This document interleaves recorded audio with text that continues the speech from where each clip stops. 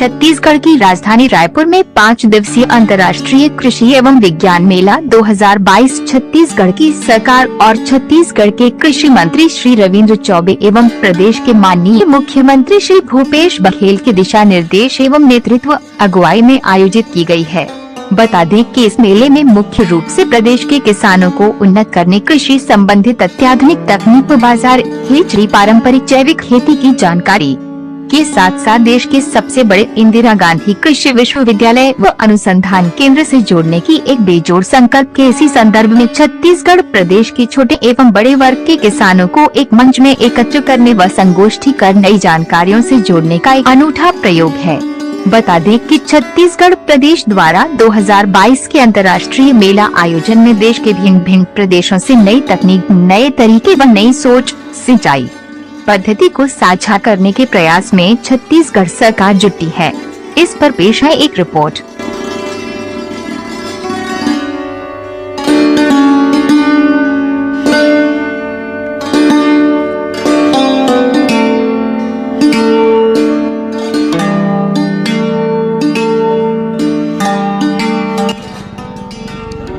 Farmtrac Asia का मेला हमारे कृषि महाविद्यालय प्रांगण में हो रहा है और यहाँ नई टेक्नोलॉजीज़ जो डिमॉन्स्ट्रेट की जा रही है वो फार्मर बेस पे है। उनके जो कल्टीवेशन टेक्निक है और जो खेती करते हैं दिनों दिन प्रोसेसिंग के, यहाँ पर हमने सुना है कि यहाँ पर प्रोसेसिंग के इम्प्लीमेंट्स आए हैं।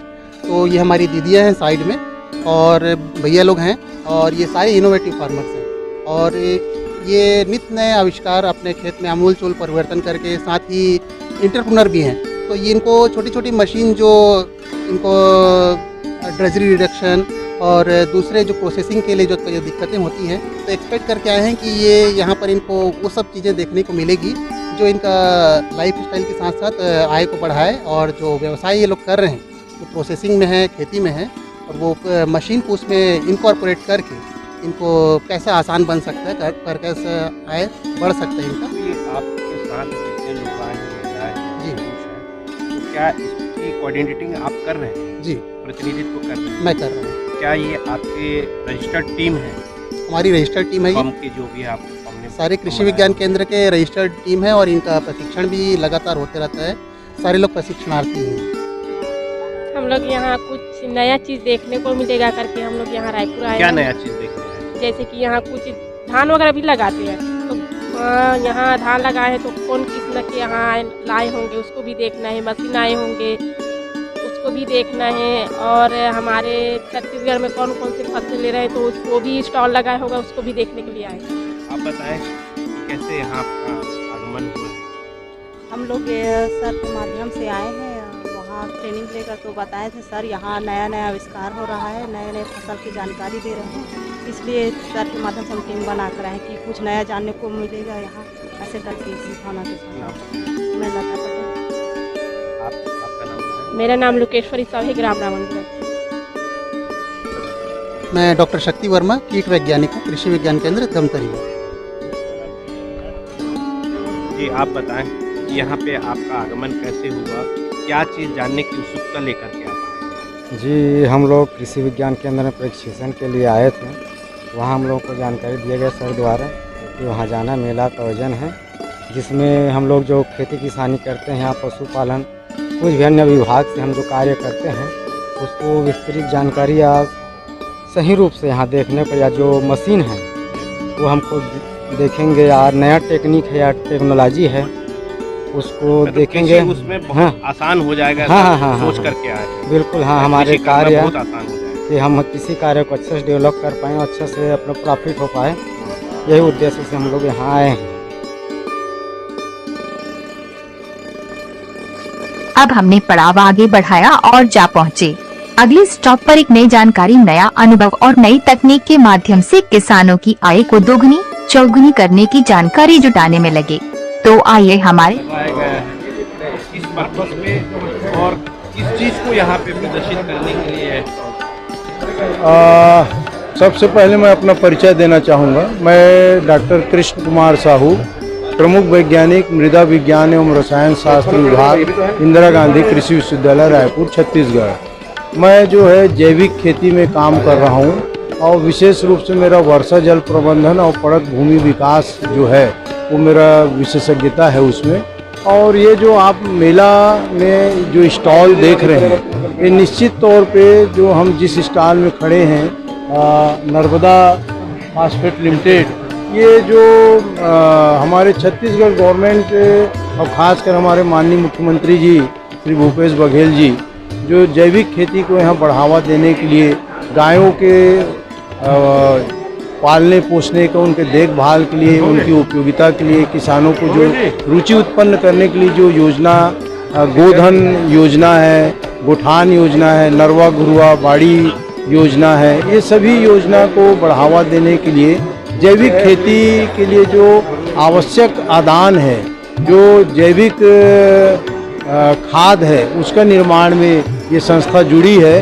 तो ये बहुत ही खुशी का विषय है क्योंकि छत्तीसगढ़ में पूरे विश्व का सर्वाधिक गौवंशी पशु हमारे जनसंख्या वाइज हमारे भारत में, और ऊपर से उसमें भी छत्तीसगढ़ में सबसे ज़्यादा जनसंख्या है। ये सरकार आई और उन्होंने एक योजना निकाला, नरवा घुरवा योजना, जिसके तहत गाँव में गौठान भी बनाए गए, जिसमें जो गाय के गोबरों को इकट्ठा करने का जो योजना बनाया गया है, उसके तहत जो भी वहाँ से खाद या जैविक खाद या जो भी वहाँ से उपलब्ध हो रहा है गौमूत्र, उससे छत्तीसगढ़ की धरती को कितना अच्छा ऑर्गेनिक कर सकते हैं। बहुत अच्छा प्रश्न है आपका। मैं आपको प्राचीन परंपरा में ले जाता हूँ। छत्तीसगढ़ की कृषि जो है ऋषि संस्कृति आधारित कृषि है और शुरू से ही गौ पालन जो है खेती का एक अभिन्न अंग रहा है।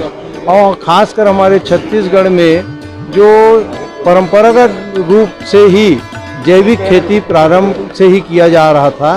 जब हम जैसे कृषि वैज्ञानिक और कृषि विभाग के अधिकारी लोग किसान भाइयों को हम लोगों ने ही केमिकल फर्टिलाइज़र का उपयोग करना सिखाया, क्योंकि उस समय आवश्यकता थी जो द्वितीय हरित क्रांति के समय 1960 के दशक में कि हमारे जनता जो है भूख मर रही थी, अन्न की कमी थी, हमको विदेशों से अन्न आयात करना पड़ रहा था। उस स्थिति में तो सही था, लेकिन धीरे धीरे कुछ एक कमजोरी आई कि रासायनिक खाद को उपयोग करने के साथ साथ किसान, जैसे कहते हैं ना, हर व्यक्ति जो है सुविधा भोगी होता है, उसने सुविधा देखा, लाभ देखा तो मूल को भूल गया।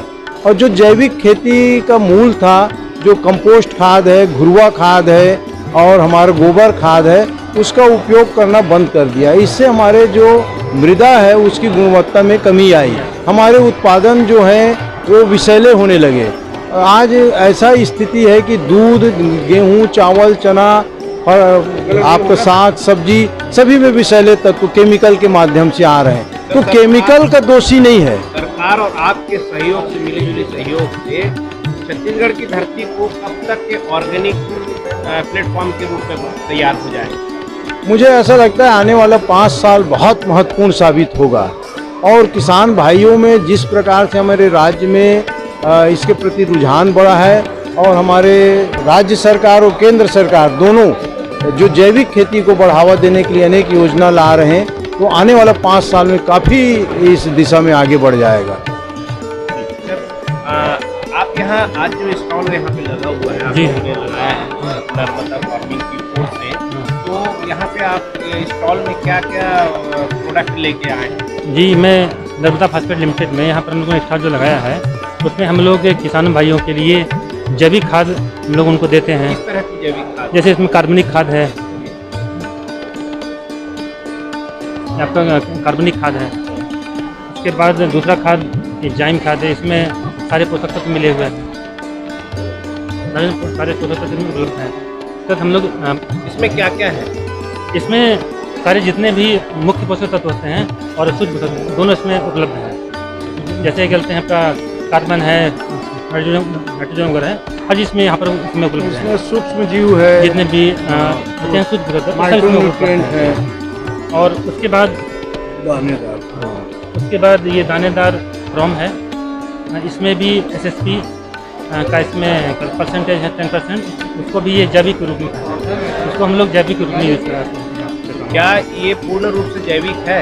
जी हाँ। अगर किसान इसको लेकर के अपना कृषि शुरू करता है, जी हाँ। तो क्या उसके उत्पादन में किसी प्रकार की कोई कमी आएगी या बढ़ोतरी होगी? नहीं, हमेशा बढ़ोतरी होगी। उसको जो उत्पादन मिलेगा कम से कम 10 से 15% की। अच्छा, आपका कहने का मतलब जो उनका जो अभी जो पेस्टिसाइड के माध्यम से जो हाँ उत्पादन है, हाँ उसमें किसी प्रकार का कोई फर्क नहीं आएगा और मिट्टी जो है वो और उपजाऊ होती जाएगी और उनका उत्पादन बढ़ के मिलेगा उनको। जो लोग रासायनिक खाद यूज करते हैं उसके साथ में अगर यूज करें तो रासायनिक खाद बंद करने से उन्हें दिक्कत हो जाएगी, इसलिए रासायनिक खाद धीमे धीमे बंद करेंगे और साथ में इसको यूज करेंगे, तो उससे क्या होगा कि उनका उत्पादन फर्क नहीं पड़ेगा, उनका उत्पादन बढ़ता चला जाएगा जी।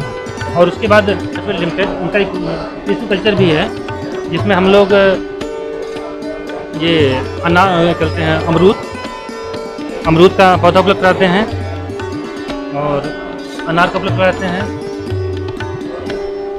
नींबू का है। अच्छा, ये जो आप क्रॉप दिखा रहे हैं पौधे जो है, इसकी गुणवत्ता और ये कितने साल में फ्रूटिंग करना शुरू कर देगा? जी, जो कि ये टिश्यू कल्चर द्वारा उत्पादित किया गया है। देखिए, लोगों में अब सब्र की कमी है। हाँ, वो चाहते हैं कि पेड़ लगाएं और 1 साल में ही फ्रूटिंग देना शुरू कर दे, मगर वो पूर्ण रूप से ऑर्गेनिक हो। इस विषय पे आपका क्या कहना है? जी, हमारे कहना है कि इसको जब भी अगर कोई पौधा लगाएं तो उसमें जो भी बूम में उनको डालना हो, गड्ढा खोद के जैसे उदाहरण लगाते हैं, उसमें अगर गोबर के खाद का और हमारे जो कार्बनिक खाद होगा तो उनका यूज करते हैं, तो उनके जो भी फल उनको जो मिलेगा उनको वो पूर्ण रूप से ही जैविक हो। लेकिन उसके लिए पौधा तो हमारा टिश्यू कल्चर है, ये बिल्कुल 100% पूरा कल शुद्ध रूप से टिश्यू कल्चर प्लांट से जितने भी पौधे हम लोग बनाते हैं हम लोग, वो सब के सब 100% शुद्ध होते हैं। जैसे ये कागी नींबू है, कागी नींबू या जब फलेगा तो कागी नींबू ही आपको मिलेगा। और यहाँ पार्ट 1 समाप्ति की ओर है।